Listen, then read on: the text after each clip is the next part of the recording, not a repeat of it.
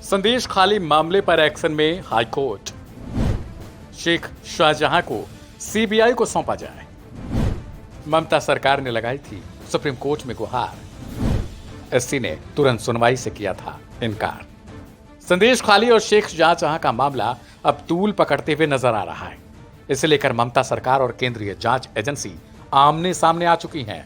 ऐसे में सीबीआई जांच के खिलाफ सुप्रीम कोर्ट पहुंची ममता सरकार को जहां सुबह ही सुप्रीम कोर्ट से बड़ा झटका लगा, तो अब एक और झटका लगा है हाई कोर्ट से। दरअसल हाई कोर्ट ने सख्त रूप अपनाते हुए शेख शाहजहां को तुरंत सीबीआई को सौंपने का आदेश दे दिया है। हाई कोर्ट ने तल्ख टिप्पणी भी की है। अपनी टिप्पणी के दौरान हाई कोर्ट के मुख्य न्यायाधीश ने कहा कि 2 घंटे के अंदर ही शेख शाहजहां को सौंपा जाए।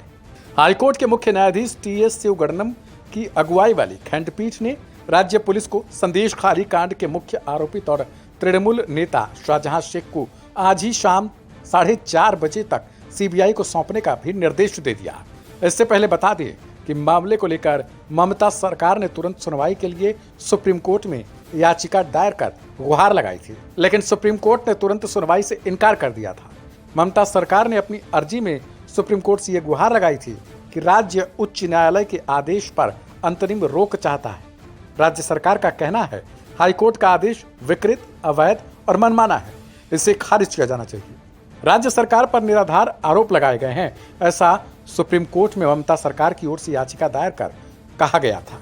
ऐसे में सुप्रीम कोर्ट के तुरंत सुनवाई से इनकार के बाद बंगाल सरकार को कोई फौरी तौर पर राहत तो नहीं मिली, लेकिन उल्टा हाईकोर्ट ने एक और झटका दे दिया।